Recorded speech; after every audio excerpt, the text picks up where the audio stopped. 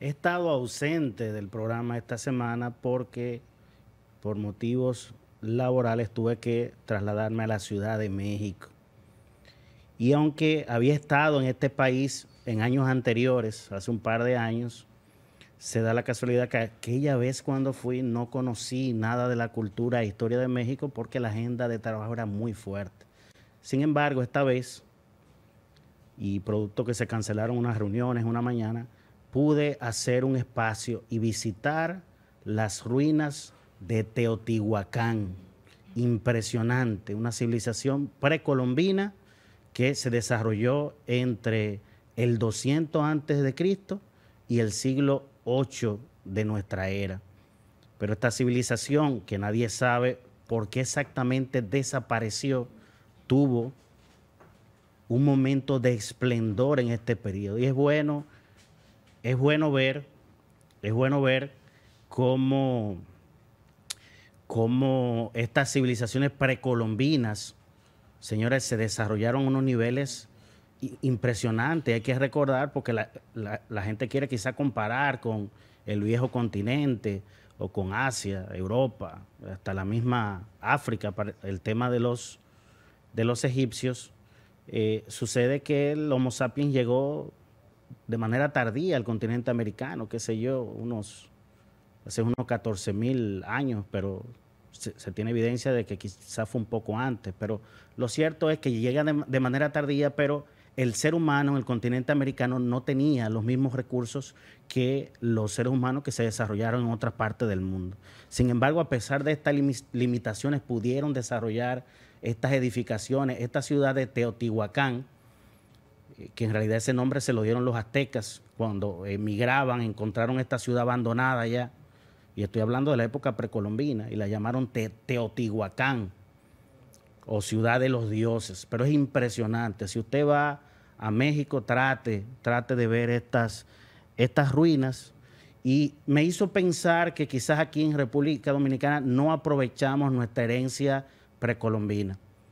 Me refiero a los taínos. Explotamos mucho el hecho de que tenemos una ciudad colonial, la primera ciudad, el primer asentamiento europeo en América, primera catedral, primera universidad, pero creo que no explotamos mucho el atractivo turístico de los taínos, que fue la civilización precolombina que tuvimos aquí antes de la llegada de los europeos. Y aunque los taínos, lamentablemente, no construyeron grandes edificaciones, sí hay una herencia cultural que se ha preservado y podemos ver incluso en el Museo de Historia Natural y en ciertas cuevas y pinturas rupestres que se han identificado en todo el país. Yo creo que pudiéramos ponerle un mayor peso a este atractivo turístico de la República Dominicana, así como lo hace México con las ruinas no solo de los teotihuacanos, lo hace con las ruinas de los mayas, las ruinas de los aztecas. Le sacan mucho provecho a esa herencia cultural precolombina. Miren, por otro lado, llegué al país esta madrugada y me encuentro con que finalizó el juicio de Odebrecht. Finalizó este juicio de Odebrecht y por el caso Odebrecht solo hay un condenado, que es Ángel Rondón. Y como comentaba mi compañera Claudia Rita ahorita, el caso de Víctor Díaz Rúa, por lo menos él así lo esbozó en un programa de radio esta mañana, él no lo condenaron supuestamente por Odebrecht, sino por un tema de lavado de activos, porque según él cuenta, intentó transparentar su declaración jurada, que era de unos más de 60 millones de pesos, y la llevó a unos 200 millones de pesos. Pero él explica incluso que él lo que hizo fue transparentar activos que él tenía antes de ser funcionario. No sé si esto sea verdad, pero ¿qué es lo que yo quiero resaltar del juicio del caso, este juicio del caso Odebrecht, que empezó, me parece, en el año 2017, no, si no me equivoco, y las investigaciones creo que del año 2016. Recuerden que en el año 2017 aproximadamente se apresaron alrededor de 14 personas supuestamente relacionadas a este caso. Luego descargaron a la mayoría y solo quedaron 6. Y de estos 6 fueron absueltos 4 personas. Y lo que yo me pregunto es, ¿quién le devuelve el daño moral a los 4 absueltos, porque lamentablemente en República Dominicana parecería ser que el principio de inocencia es al revés. Es decir, que tú no eres inocente hasta que se demuestre lo contrario. No, aquí es al revés. Tú eres culpable hasta que se demuestre lo contrario. Y aún se demuestre lo contrario, sigue siendo culpable ante la opinión pública. Y es importante dejar claro a la sociedad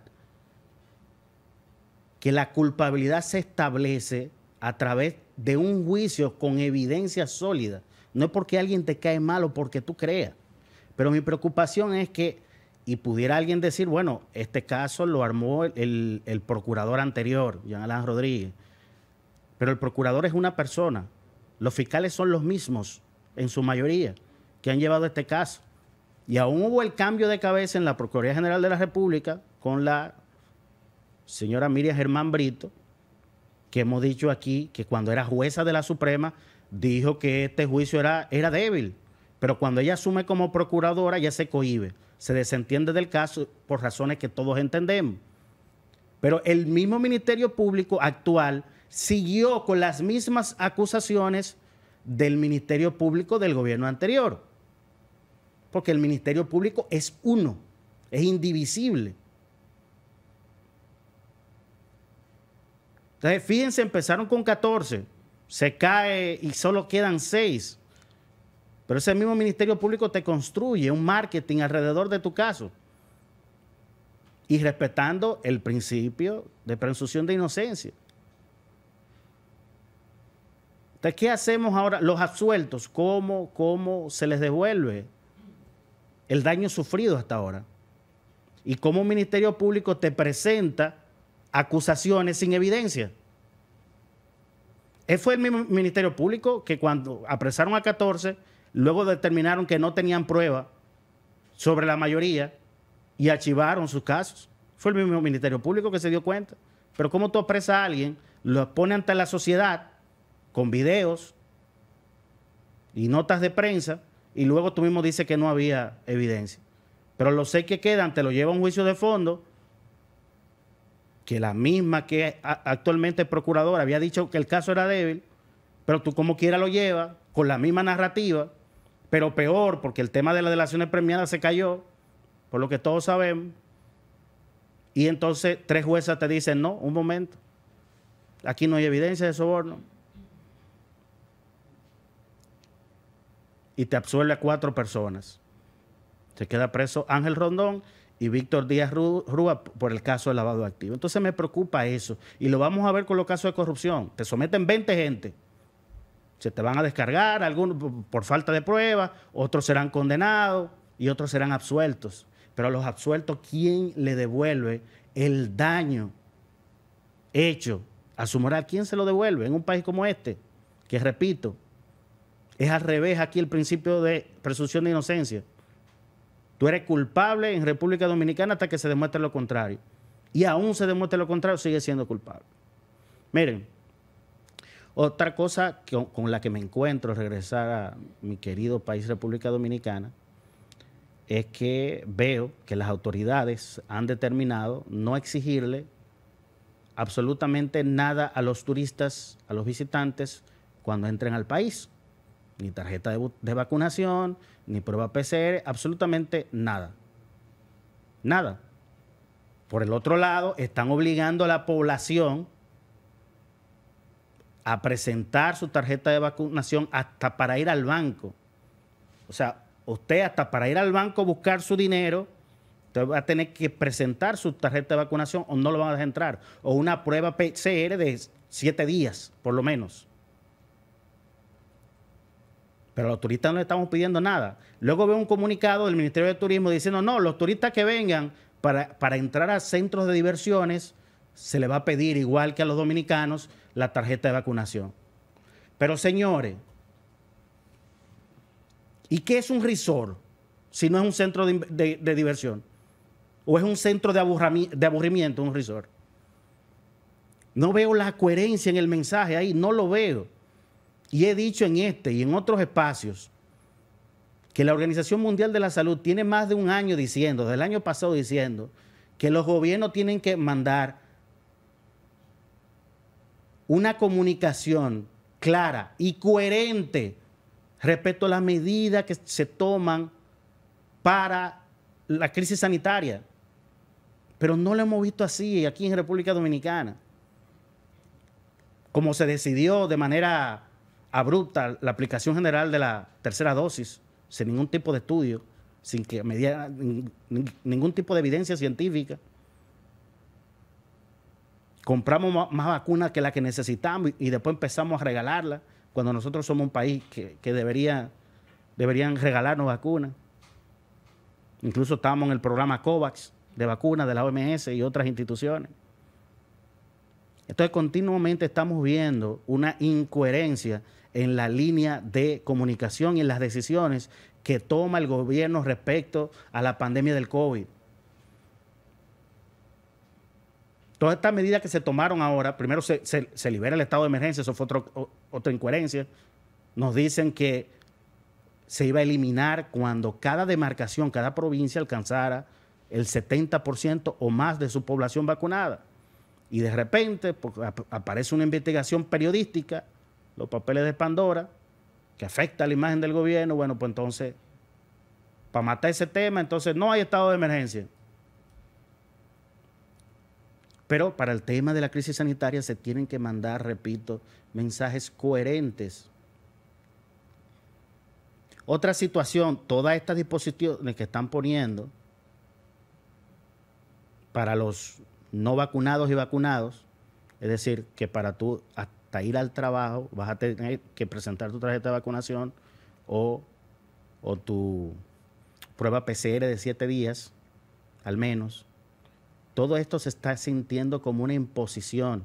Y yo sé que hay algunos países que están haciendo cosas parecidas. Pero esos países, antes de llegar a este nivel, primero desarrollaron alternativas de incentivos para que las personas se vacunaran. Había países que le ofrecían hasta cerveza o tragos de alcohol a la gente para que se vacunara. Dinero. Pero aquí el presidente Luis Abinader en una entrevista dijo que se estaba evaluando ofrecer dinero a la gente para que se vacune. No sé por qué pasamos inmediatamente a intentar obligar a que la gente se vacune, cuando el organismo que tiene más experiencia en temas de vacunación en el mundo, que es la OMS, dice que es mejor motivar que obligar. Ahí está mi crítica. No a las disposiciones en sí, sino por qué no primero desarrollamos alternativas de incentivos antes de llegar ahí. Ahora tenemos gente protestando en el Palacio Nacional y no hay cosa más peligrosa que darle una causa a la ignorancia. Ahí estaban hablando de que la vacuna es para controlarte con la red 5G. Hay una mezcla, una playa de gente ahí protestando por el tema de la vacuna, pero ese es el tema, que cuando tú obligas, generas más rechazo. Y ya por razones de tiempo, no voy a hablar de el interesante trabajo que hemos estado haciendo en México, que no ha culminado, porque tenemos un congreso sobre sistemas inteligentes de transporte en noviembre, pero lo voy a dejar para otro programa, porque es un tema interesante que busca, con estos sistemas inteligentes de transporte, lo que estamos buscando, los 22 países de Iberoamérica, es hacer la movilidad más eficiente, segura y sostenible para todos nosotros. Hasta ahí mi comentario por el día de hoy. Vamos a hacer una pausa comercial y volvemos en breve con nuestro invitado especial. No se vaya.